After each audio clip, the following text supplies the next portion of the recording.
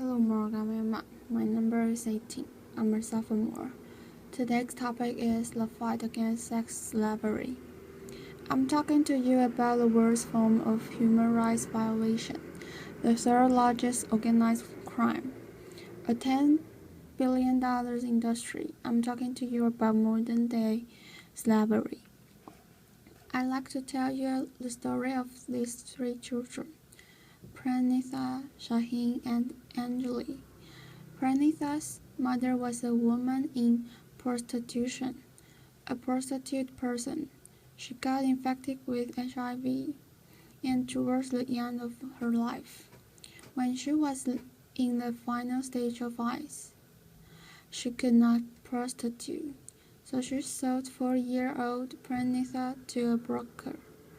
By the time we got the information we reached later, Pranitha was already raped by 3 men. Shaheen's background I don't even know. We found her in a railway track, raped by many men.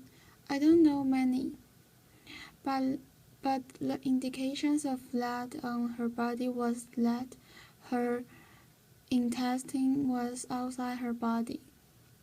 And when we took her to the hospital, she needed 32 stitches to put back her intestine into her body. We still don't know who her parents are, who she is. All that we know that hundreds of men had used her brutally. Anjali's father, a drunkard, sold his child for pornography. You're seeing here images of 3 years, 4 years old, and 5 years old children who have been trafficked for commercial sexual exploitation. In this country and across the globe, hundreds and thousands of children as young as 4, are sold into sexual slavery.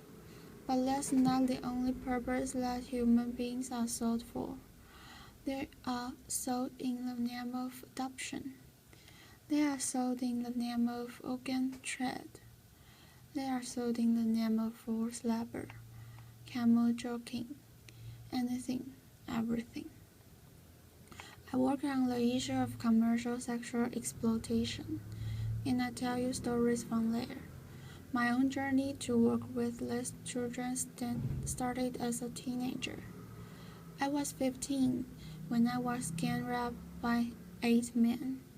I don't remember the rap part of it so much as the anger part of it.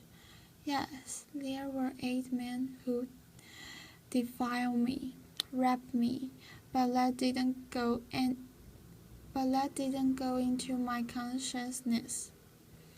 I never felt like a victim, then or now.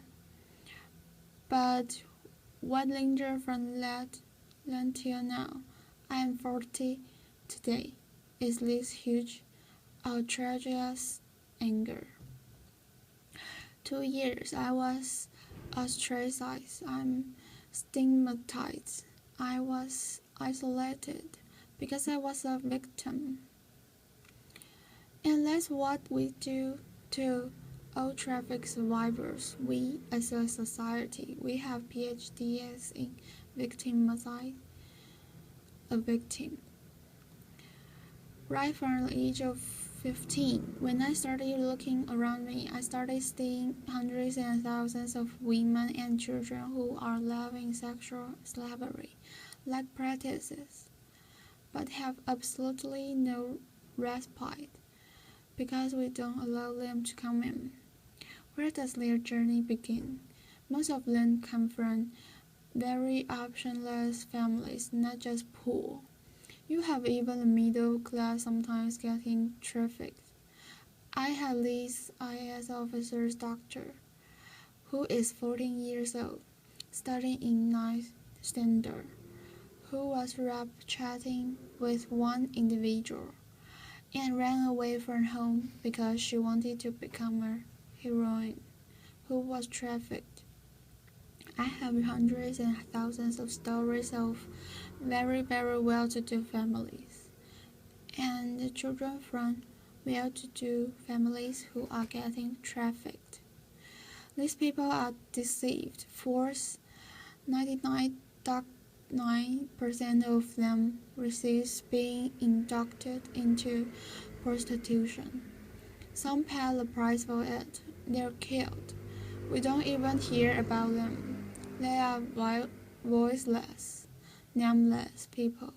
But the rest who scope into it go through everyday torture because the men who come to them are not men who want to make you your girlfriends or who want to have a family with you. These are men who buy you for an hour, for a day, and use you, throw you. Each of the girls that I have rescued more than 3,200 girls.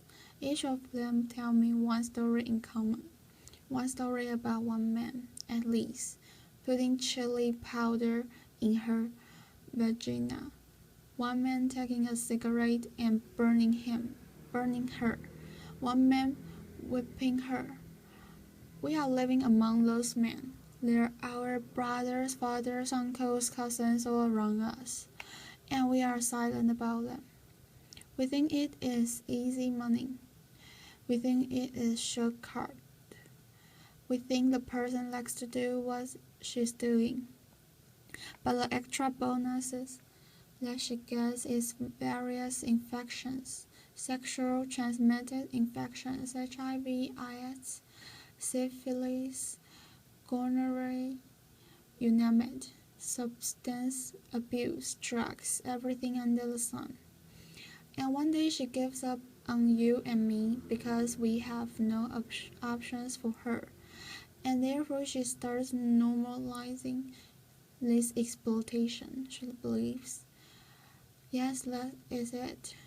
This is what my destiny is about, and this is normal, to get raped by 100 men a day. And it's abnormal to live in a shelter. It's abnormal to get rehabilitated. It's in that context that I work. It's in that context that I rescue children. I've rescued children as young as 3 years, and I've rescued women as old as 40 years. When I rescued them, one of the biggest challenges I had was where do I begin? Because I had lots of them who were already HIV infected. 1/3 of the people I rescued are HIV positive, and therefore my challenge was to understand how can I get out of power from this pain. And for me, it was my greatest experience, understanding my own self, understanding my own pain, my own isolation, was my greatest teacher. Because what we did with these girls is to understand their potential. You see a girl here who is trained as a welder. She works for a very big company, a workshop in Hyderabad, making furniture. She earned around 12,000 rupees. She is an illiterate girl, trained, skilled as a welder. Why welding and why not computers? We felt. One of the things that these girls had is immense amount of courage.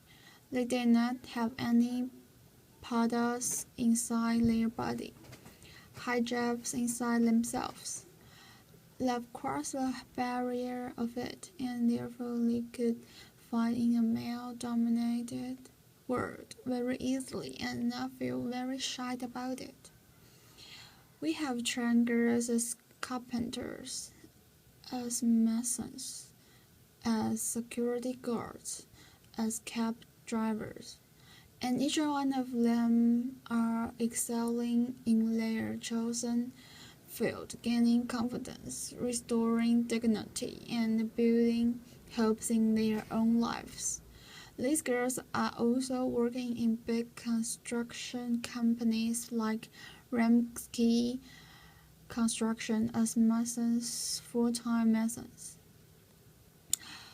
What has been my challenge? My challenge has not been the traffickers who beat me up. I've been beaten up more than 14 times in my life. I can hear from my right ear. I've lost a staff of mine who was murdered while on a rescue. My biggest challenge is society, is you and me. My biggest challenge is your block to accept these victims as our own. A very supportive friend of mine, a well-wisher of mine, used to give me every month 2,000 rupees for vegetables. When her mother fell sick, she says, Sunitha, you have so much of contacts. Can you get somebody in my house to work so that she can look after my mother? And there is a long pause, and then she says, not one of our girls. It's very fashionable to talk about human trafficking in this fantastic AC hole.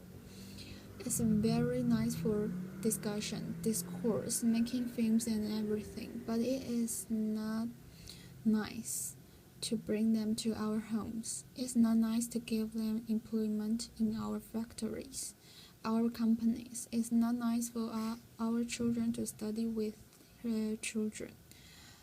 There it ends. That's my biggest challenge. If I'm here today, I'm here not only as Sunitha Krishnan. I'm here as a voice of the victims and survivors of human trafficking. They need your compassion. They need your empathy. They need much more than anything else, your acceptance. Many times when I talk to people, I keep telling them one thing. Don't tell me hundreds ways how you cannot respond to this problem. Can you apply your mind for that one way that you can respond to the problem? And that's what I'm here for, asking for your support, demanding for your support, requesting for your support.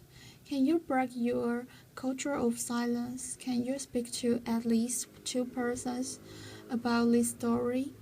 Tell them this story, convince them to tell the story to another 2 persons. I'm not asking you all to become Mahatma Gandhi or Martin Luther King or Mahatma Patkars or something like that. I'm asking you in your limited words. Can you open your minds? Can you open your hearts? Can you just encompass these people too? Because they are also a part of us. They are also part of the world. I'm asking you for less children whose face you see. They're no more. They died of AIDS last year. I'm asking you to help them accept as human beings, not as philanthropy, nor as charity, but as human beings who deserve our support. I'm asking you this because no child, no human being deserves what these children have gone through. Thank you.